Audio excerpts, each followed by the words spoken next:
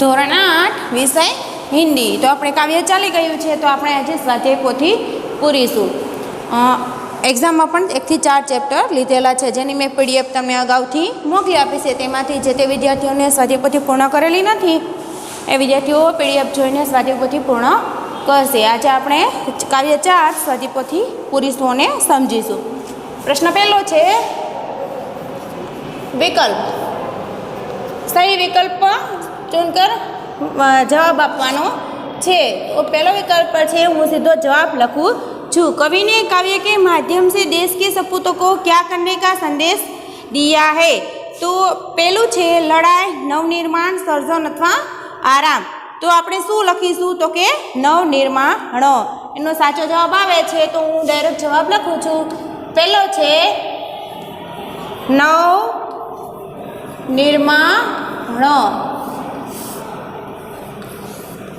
जवाब बीजो विकल्प बे, जन जन के जीवन में कवि क्या भरने के लिए कहते हैं? नव चेतना, नव प्रेरणा, नव चेतन, नव संदेश અને નવ સ્ફૂર્તિ. તો જોઈશું આપણે. હું સીધો જવાબ લખી રહી છું. તો આવશે નવ સ્ફૂર્તિ. ડી. શું આવશે? નવ સ્ફૂર્તિ. તમારે ABCD કશું લખવાનું નથી, જવાબ લખવાનો છે, જે મેં રીતે લખ્યો છે એ રીતે. પહેલામાં નવનિર્માણ છે, તો એમાં પણ ડી જ આવશે. प्रश्न विकल्प 3, कवि धरा के सपूतों को क्या कहकर बुलाते हैं? अमर वीर, अमर जवान, अमर मानव के अमर सपूत? तो डी अमर सपूत. विकल्प 4, फूलों पर गुनगुन करता कौन मंडरा रहा है? ए पक्षी, बे जीव जंतु, सी भोरे અને ડી તિતલી. તેમાં સી આવશે? હો રે. विकल्प 5, कौन खिलकर मुस्काया है? ए बालक, बी माँ, सी फूल અને ડી નદી. તો જવાબમાં શું આવશે? સી ફૂલ. એવી જ રીતે છઠ્ઠો વિકલ્પ, कवि कैसे दीपक जलाने के लिए कहते हैं? तो विकल्प में सही उत्तर આપણે લખવાનો છે. તો જોઈએ. એ વૈભવ કે, બી ધન કે, સી જ્ઞાન કે, ડી બુદ્ધિ કે. સાચો જવાબ લખું છું સી જ્ઞાન કે. 7, कवि नई मुस्कान कहाँ देखना चाहते हैं? ए मुरझे पत्ते में, बी मुरझे सुमन में, या सी मुरझे जीवन में, या डी मुरझे बालक में? तो જોઈશું मुरझे सुमन में. बी.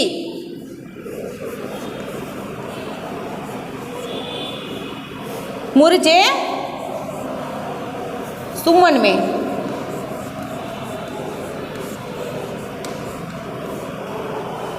હવે પ્રશ્ન નંબર 2, તેમાં બી હું જવાબ જ લખી रिक्त स्थानों की पूर्ति कीजिए. એટલે ખાલી જગ્યામાં જવાબ લખવાનો છે. उठो धरा के अमर सपूतों काव्य में कवि ने खाली जगह के तत्वों से प्रेरणा दी है. तो जवाब પહેલો શું આવશે? प्रकृति की प्रेरणा दी गई है. जवाब 2, कवि नवयुग की नूतन वीणा में खाली जगह भरने को कहते हैं नया राग गान. तो जवाब में શું આવશે? नया राग गान.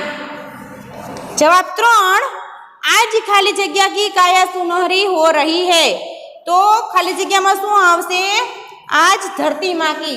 કેની? તો કે आज धरती माँ की. जवाब 4, कवि हर बालक को खाली जगह का रक्षक और पुजारी बताते हैं. तो केनो रक्षक અને पुजारी बतावे छे? तो के सरस्वती जी का. किसका? सरस्वती जी का रक्षक और बालक पुजारी बताते हैं.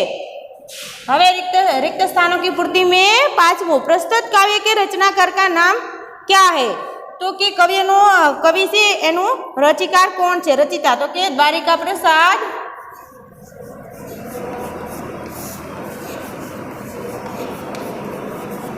દ્વારિકા પ્રસાદ માહેશ્વરી. કોણ? દ્વારિકા પ્રસાદ માહેશ્વરી. તો આમ તમારે પ્રશ્ન 1 અને 2 સીધા જવાબ લખવાના છે। હવે લખીશું પ્રશ્ન 3। તો એમાં શું કરવાનું છે તો જોઈએ ક્વેશ્ચન નંબર 3 માં શું કરવાનું રહેશે તો કે સही वाक्यांश सुनकर पूरा वाक्य फिर से लिखो। वाक्य अधूરું છે અને તમને 3 ઓપ્શન આપેલા છે એબીસી તો તમારે એમાંથી સાચો વિકલ્પ પસંદ કરીને જવાબ લખવાનો રહેશે।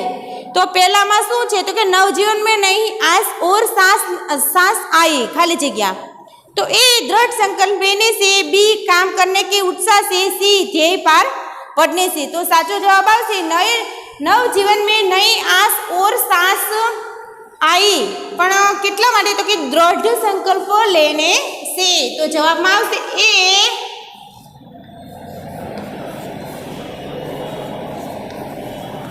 दृढ़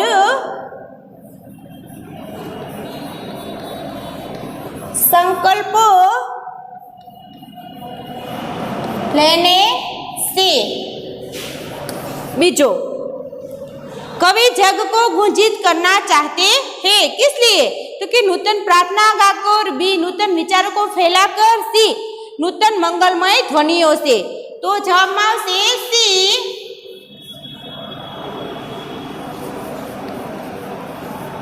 नूतन मंगलमय ध्वनियों से।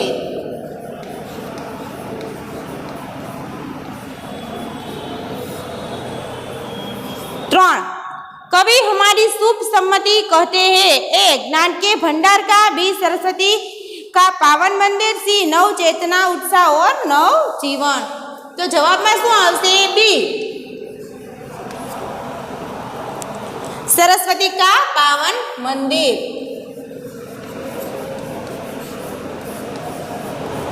सरस्वती का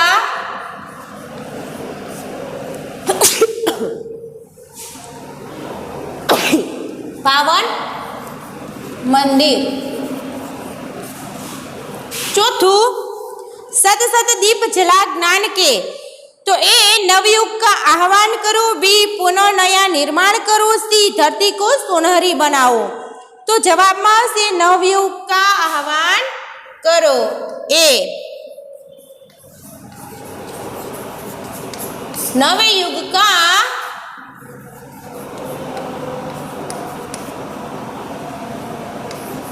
आह्वान करो।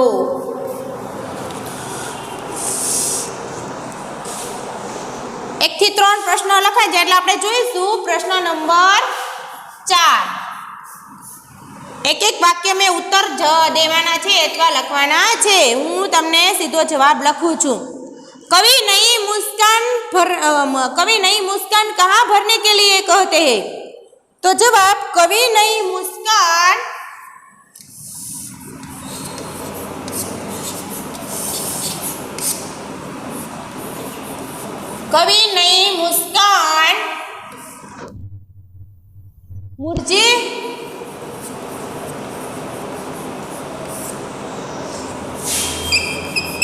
मुरझे चुम्बनों में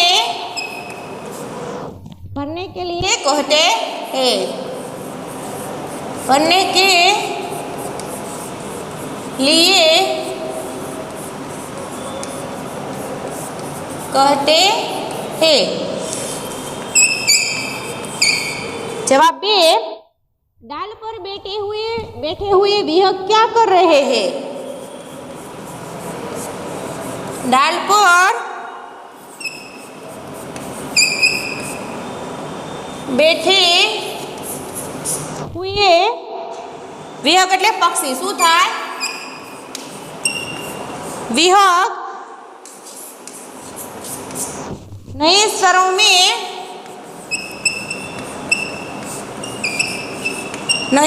में गा रहे हैं। जवाब 3 बालक किसका रक्षक और पुजारी है। तो बालक सरस्वती और पावन मंदिर का रक्षक और पुजारी है। बालक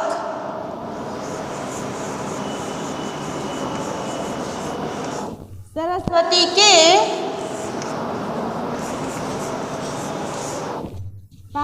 मंदिर का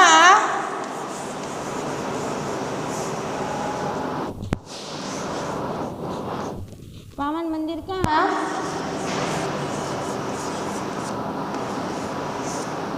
रक्षक और पुजारी है। હવે જવાબ ચોથો, भौरे कैसे मंडराते हैं? जवाब भौरे गुनगुन कर। क्या कर कर तो के गुनगुन।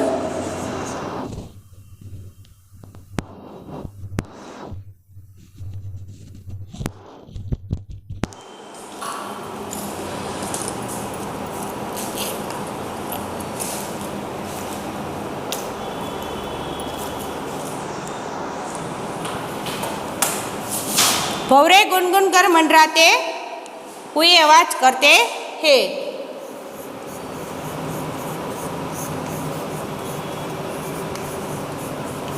मंडराते हैं। भौरे गुनगुन कर मंडराते हैं। मंडराते हैं। हवे छे प्रश्न 5।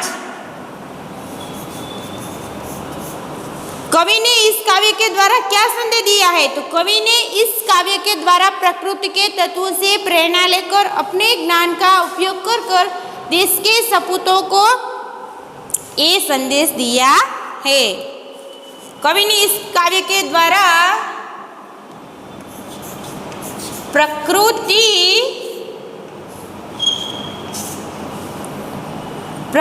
के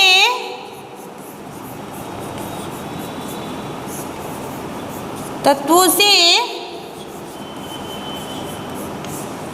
प्रेरणा लेकर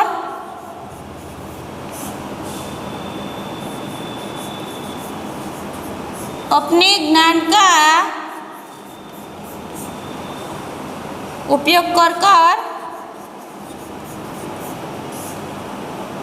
उपयोग कर देश के सपूतों को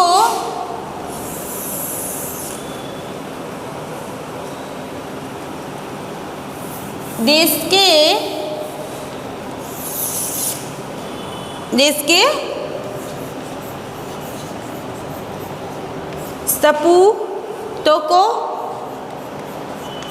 सपूतों को ये संदेश दिया है। सपूतों को ये संदेश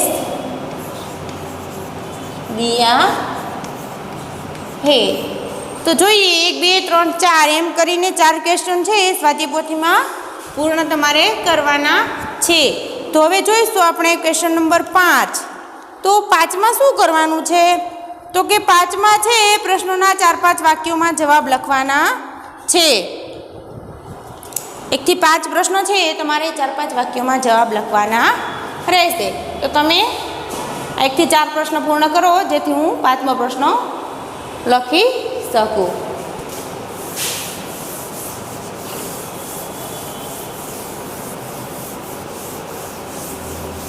तो જોઈશું આપણે પ્રશ્ન 5 મુદ્દાસર જવાબ લખવાના છે।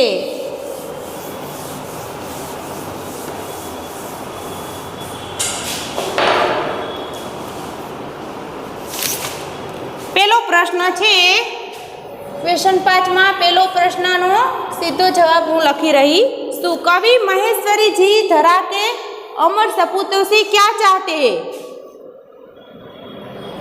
तो कवि महेश्वरी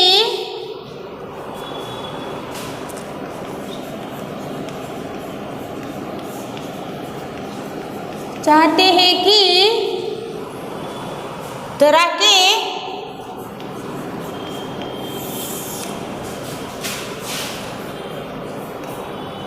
के अमर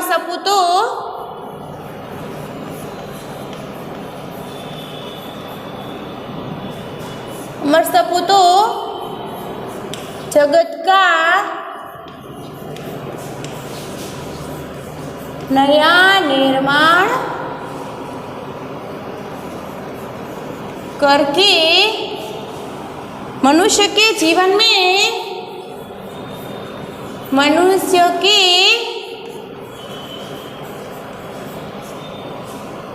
में फिर से नए प्राण और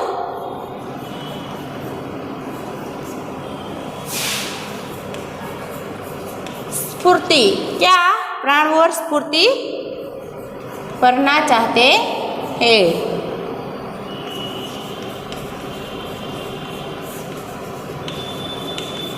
हवे जोईशुं क्वेश्चन नंबर 2 एनो जवाब। देश के नवनिर्माण के लिए आप क्या क्या करना चाहते हैं। तो देश के नवनिर्माण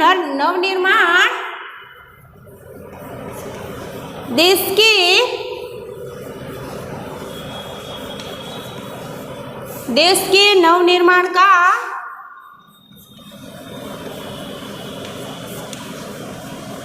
कार्य करने में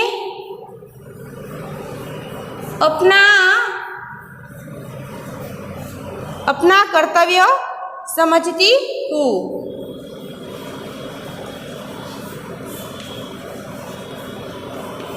इसके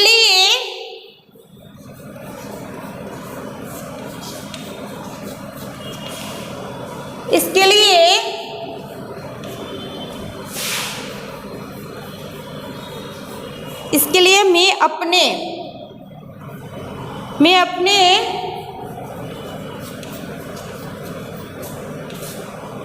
मोहल्ले में एक मित्र मंडल की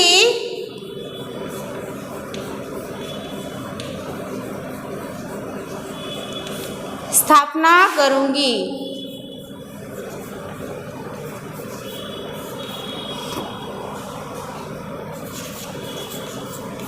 इस मंडल के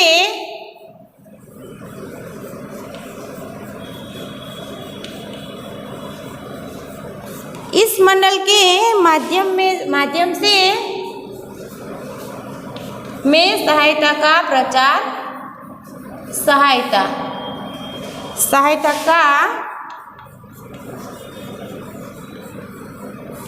प्रचार करूंगी। देश के लिए जो बनना पड़ेगा वो मैं करूंगी मेरे ओर से। अब क्वेश्चन नंबर 3, इस कविता में कौन कौन सी बातें हैं जिन्हें तुम अपने जीवन में उतारना चाहोगे। जवाब,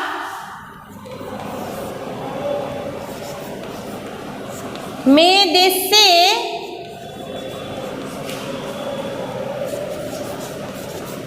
प्रेम करूंगी। और बीजू, मैं केवल अपने ही नहीं परंतु देश के लिए भी जीऊंगी।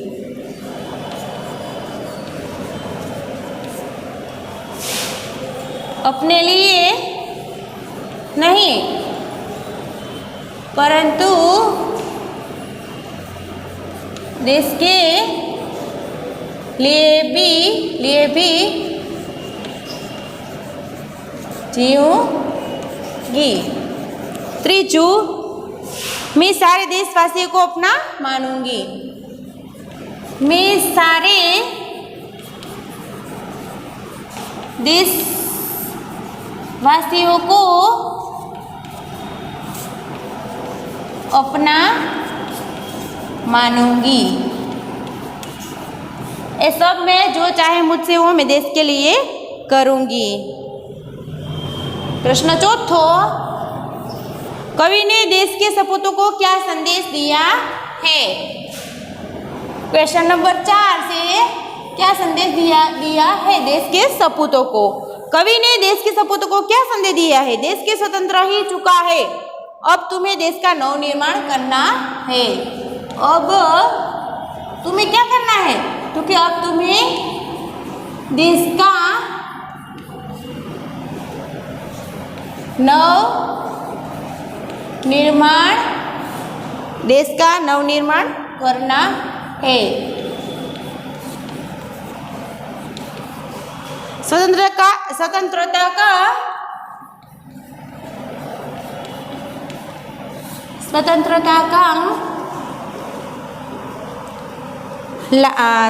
का लाभ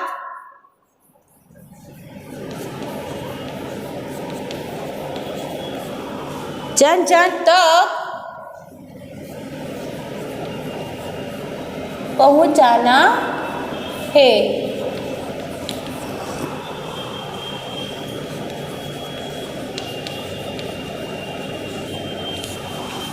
देशवासी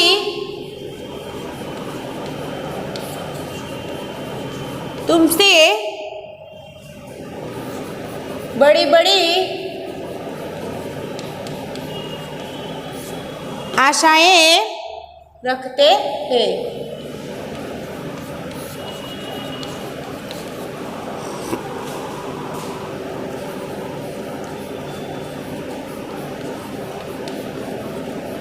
इस आशाओं को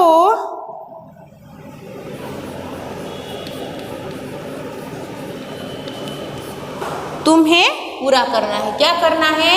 तुम्हें पूरा करना है। हवे प्रश्न 5मो लखीशु।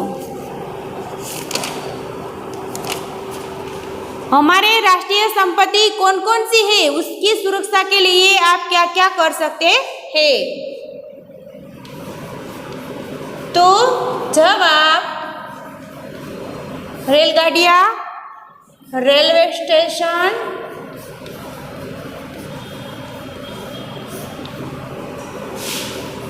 बस स्टेशन,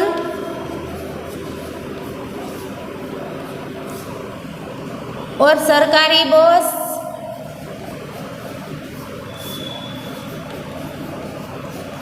आदि हमारी राष्ट्रीय संपत्ति है। क्या है? तो क्या आदि हमारी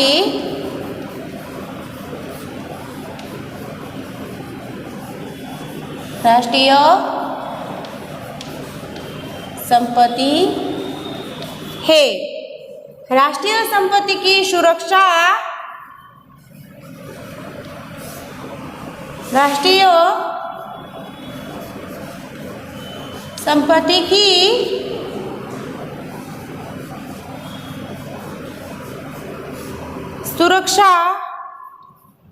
सुरक्षा करना हमारा कर्तव्य।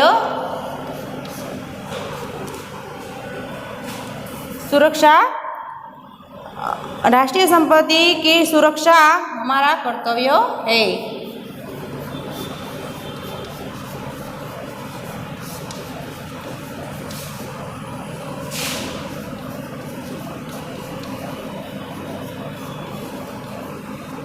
हम रेल संपत्ति को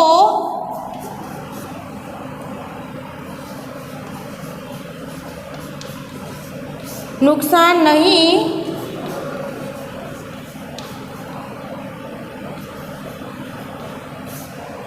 पहुंचने देंगे। राजमार्गों की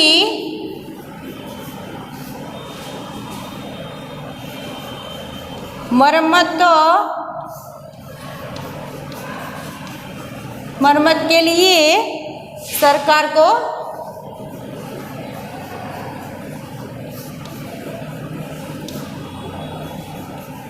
पत्र लिखेंगे। 1 થી 5 प्रश्नों से तमारे स्वाति पोथी में पूर्ण करवाना रहेशे।